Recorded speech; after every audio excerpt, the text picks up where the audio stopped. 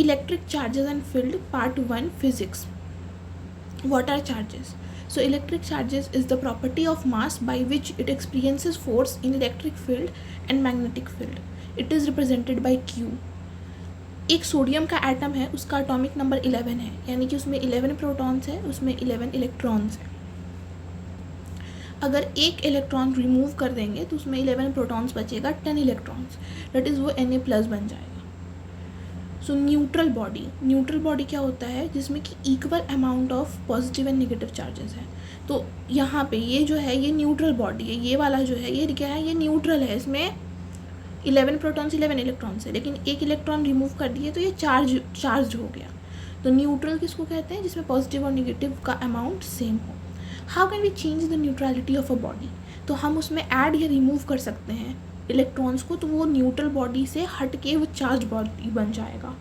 जैसे कि अगर हम n इलेक्ट्रॉन रिमूव कर दिए किसी चार्ज बॉडी में से, अगर हम n इलेक्ट्रॉन रिमूव कर दिए तो वो इलेक्ट्रॉन डेफिशिएंट हो जाएगा. अगर हम इलेक्ट्रॉन रिमूव कर देंगे तो वो क्या हो जाएगा, वो पॉजिटिव चार्ज बॉडी बन जाएगा. अगर हम उसमें इलेक्ट्रॉन ऐड कर देंगे, यानी कि उसमें इलेक्ट्रॉन एक्सेस में चला जाएगा, ऐड कर देंगे, तो वो नेगेटिव चार्ज बॉडी बन जाएगा. सो इसको क्या कहेंगे हम लोग, Q = +Ne, Q = -Ne. अगर हम मतलब उसमें इलेक्ट्रॉन रिमूव किए हैं तो उसका चार्ज प्लस में आएगा, और अगर हम ऐड किए हैं तो माइनस में आएगा. जब हम ऐड किए हैं तो मास इंक्रीज़ हो जाएगा, क्योंकि इलेक्ट्रॉन उसमें ऐड हुआ है, इलेक्ट्रॉन का भी तो मास होता है, ठीक है. तो ऐड किए हैं तो मास इंक्रीज़ हो जाएगा, और रिमूव किए हैं तो मास डिक्रीज़ हो जाएगा. Now let the charge on 1 electron is, ये तो पता ही होगा इलेक्ट्रॉन के ऊपर कितना चार्ज होता है, ये तो मोस्ट इंपॉर्टेंट है, हर किसी को पता होना चाहिए. डेट इज़ कितना होता है, 1.6 × 10⁻19 कूलम, और आगे में माइनस. ये है चार्ज ऑन 1 इलेक्ट्रॉन. और मास ऑफ इलेक्ट्रॉन, ये भी बहुत इंपॉर्टेंट है. मास ऑफ इलेक्ट्रॉन कितना होता है, 9.11 × 10⁻31 kg. ये है mass of electron. Charge on proton कितना होता है, चार्ज ऑन प्रोटॉन प्लस में आएगा, +1.6 × 10⁻19 कूलम. तो चार्ज का तो याद हो जाएगा, बट थोड़ा मास में याद रखना इसको अच्छा से इम्पॉर्टेंट है.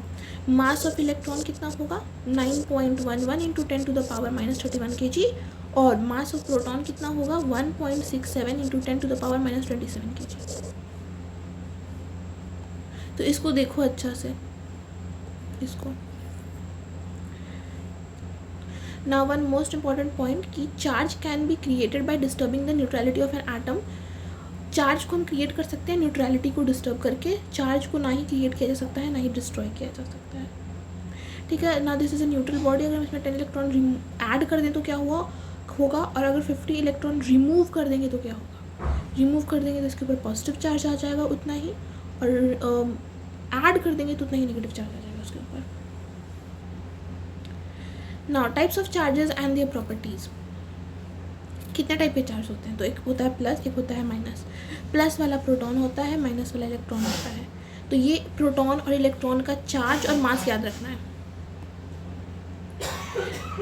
चार्ज है +1.6 × 10⁻19 कूलम, और इलेक्ट्रॉन का है -1.6 × 10⁻19 कूलम. मास प्रोटॉन का 1.67 × 10⁻37 kg, और मास इलेक्ट्रॉन का 9.11 × 10⁻31 kg. यूनिट क्या होता है चार्ज का, तो कूलम होता है. कूलम COULOMB, ये कूलम होता है, इसका SI यूनिट. इसके अलावा इसका CGS यूनिट है, दैट इज स्टैट कूलम और फ्रैंकलिन. स्टैट कूलम और franklin. CGS unit is stat coulomb भी बोलते हैं, और franklin. Now 1 coulomb is equal to 3 × 10⁻9 stat coulomb. तो ये याद रखने का चीज़ है, इसको अच्छे से ध्यान में रख लो कि CGS यूनिट क्या है, स्टैट कूलम फ्रैंकलिन, और 1 coulomb is equal to 3 × 10⁻9 stat coulomb. Now dimension of charge. Charge का क्या डायमेंशन होता है, तो जैसे I = Q/T, ठीक है. तो इसमें जो चार्ज है उसको हम लिख सकते हैं, दैट इज़ करंट A और AT, ऐसे चार्ज को AT ऐसे लिख सकते हैं. नाउ स्केलर और वेक्टर. चार्ज स्केलर होता है या वेक्टर होता है, तो स्केलर होता है, इसको हम नॉर्मली प्लस माइनस कर सकते हैं, ठीक है.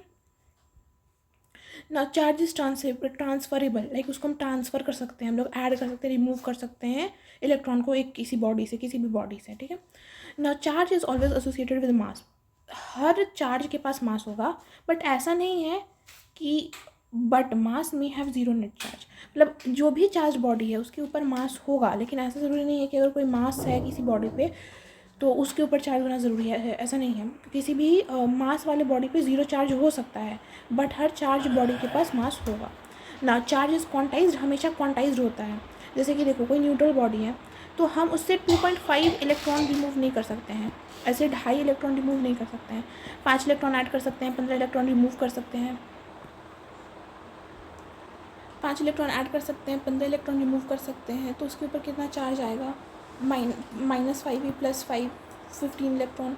जैसे कि 1 इलेक्ट्रॉन कर सकते हैं या 2 कर सकते हैं, ठीक है, 2 कर सकते हैं, 3 कर सकते हैं, बट इसके बीच का कोई नहीं कर सकते हैं। तो चार्ज जो है वो क्वांटाइज्ड है। चार्ज और एनी बॉडी जो होता है वो इंटीग्रल मल्टीपल होता है इलेक्ट्रॉनिक चार्ज का। इलेक्ट्रॉनिक चार्ज का ही मल्टीपल होता है क्यू जो होता है, जैसे +-NE, ई का ही वो मल्टीपल होगा एन में, ठीक है। एन जो होगा वो कुछ भी हो सकता है, 1 2 3 4 5 पॉजिटिव इंटीजर कुछ भी हो सकता है। This is quantization of charge. Electron से छोटा चार्ज जो है ना अभी के लिए, लाइक क्लास 12 के लिए पॉसिबल नहीं है, बट क्वार्क्स जो कि और भी छोटा चार्जेस होता है जो कि इनसाइड द न्यूक्लियस प्रेजेंट होता है, तो वो क्वार्क्स जो होता है वो इलेक्ट्रॉनिक चार्ज का /3 होता है या 2e/3 होता है, इस टाइप से होता है, बट अभी क्लास 12 में हम इसे नहीं पढ़ेंगे ना। इंटरैक्शन ऑफ चार्जेस हम जानते हैं कि लाइक चार्जेस रेपेल करेंगे, अनलाइक चार्जेस अट्रैक्ट करेंगे। कंडीशन जो है वो हमेशा पॉइंट चार्जेस के लिए एप्लीकेबल है, ये याद रखना इंपॉर्टेंट है।